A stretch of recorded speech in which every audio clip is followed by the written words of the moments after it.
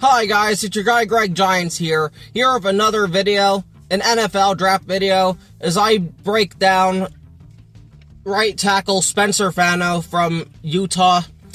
Spencer Fano at 6'6", 302 pounds, and his arm length is 32 1/8 inches. Now, I'm going to mention this probably in every single offensive line video. I value arm length a lot. So, to have arms smaller than Will Campbell's, I thought he could maybe play tackle. And to be completely honest, his film I watched of his 5 or 6 games, I really wasn't all that impressed, but finding out his arm length at the combine and all that, he's not going to be a tackle. And I know people aren't going to like to hear that, but it is what it is. To me, you have to have like 33 inch arms are the minimum for me. Like the Patriots, Will Campbell's going to have to move to guard. Fano's going to have to be a guard. And it is what it is. And people are just going to have to accept that. But again, though, I was not all that impressed with Fano at tackle in his film. But I'm going to just further explain it in the video, though. But regardless, though, I'm just going to get the positives with Spencer Fano. In the first one, he is very good at pulling. Out of all the things with Fano, he is quick on his feet, though. Like when the ball's snapped and you need him to pull out to help the running back on a toss or a stretch play, Fano can certainly do that. I was very, very, very impressed with that aspect of his game. Like, that was it. Seeing them do that consistently was awesome. Fano certainly can do that. And for 302 pounds, he does move quick. So, that is one of the bigger positives I have of Spencer Fano here. But, and that was when he was at tackle, so. Again, knowing his arm length, he's going to have to be a guard, but hopefully he can do that just as good as guard, personally. Number 2 for me, he can handle power very well, and that's also a big one for me, especially if he is going to move to guard. He's got to be able to handle power, and for the most part, he can. He never got dominated by any defensive tackle or defensive end that I've seen, just from pure power. So, that's honestly that's very good for me. So, I just love to see that shit. Number 3, he's a good run blocker, but he needs major work in pass blocking. Again, just more, pulling out, going back to the first one. His run blocking is good to very good, but again, just major work in pass pro, so. Number 4, plays right tackle mainly, but will play a decent amount at left tackle, mainly on heavy run sets. Usually, they'll move him to left tackle on goal line situations, or like 3rd and inches, 4th and inches, things like that. I don't know why, but again, they just lead their running back behind Fano, which is very good to see. So, I always like and appreciate a good offensive lineman that can just run people, can just run people the hell over. That's pretty much what I have for positives, though. Negatives for Spencer Fano. He gets beat inside more often than you want to see. The amount of times he has gotten beat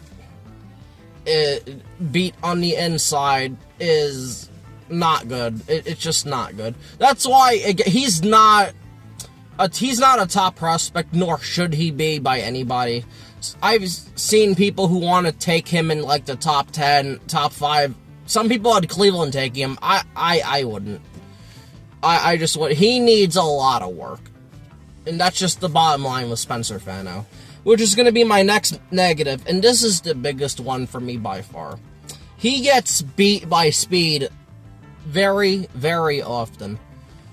Any sort of speed rusher will beat Fano every single time. This is why he needs to move to guard. Just based off of that alone. Before I even found out his arm length. Which is also probably part of the problem why he can't be speed rushers. Lord. I forgot what game it was. Let me look at this real quick. I think it was I think it was the Texas Tech game or the...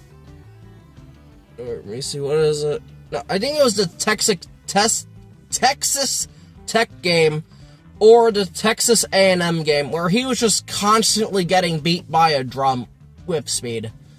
It was really, really horrible to watch. That shit was bad. Now, I understand coaching could maybe help him with that, but that arm length does him no favors at all. When literally you have a defensive lineman with bigger arms that can just swat his hands out of the way and instantly he's going to be beat. Whoever drafts him to be a tackle, good luck to them. But yeah, no, he needs severe coaching with speed against speed rushers. Like, man, it was just very dreadful to watch. Next one, footwork below average / needs work. Every single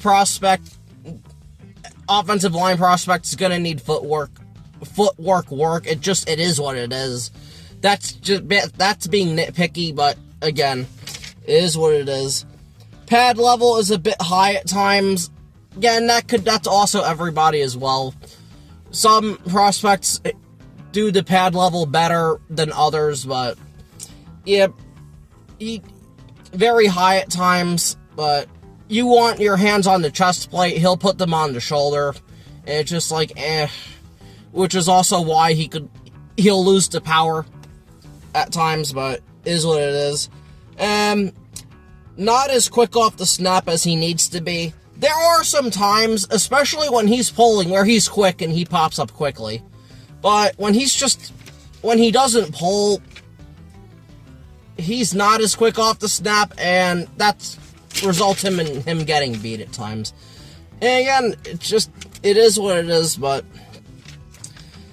regardless, finally now I have the notes, or my summary of Spencer Fano watching him. Spencer Fano at 6'6", 302 pounds, has good size for the tackle position. Watching Fano, I see the talent, but he needs a lot of work. That's an understatement. He needs so much work.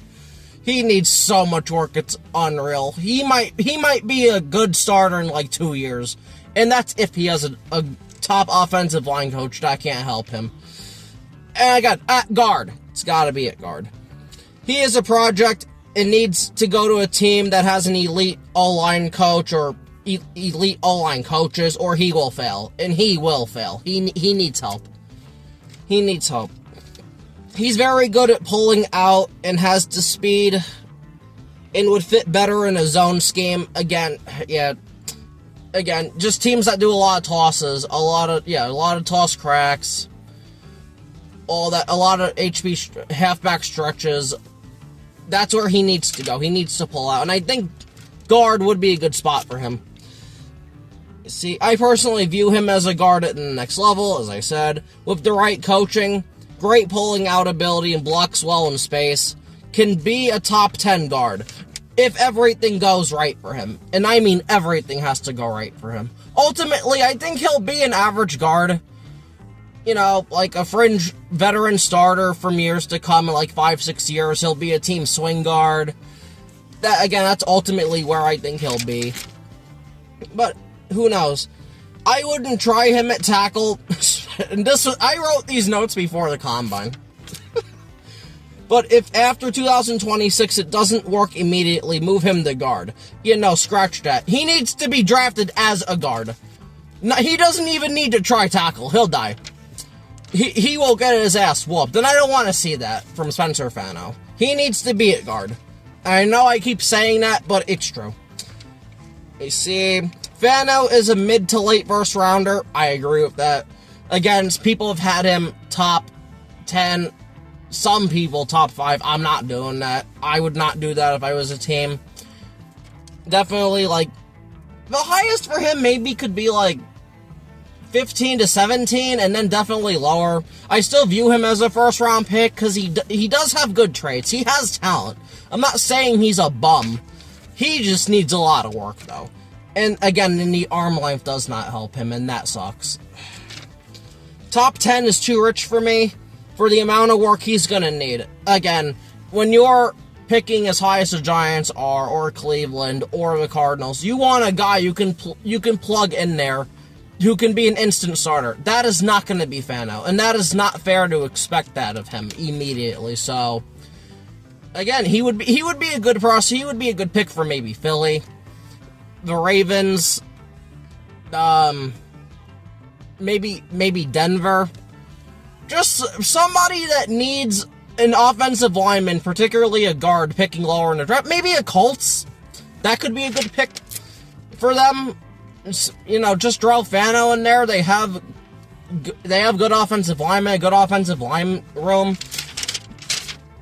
I want to see Fano do well. So, but again, that's going to be it for me.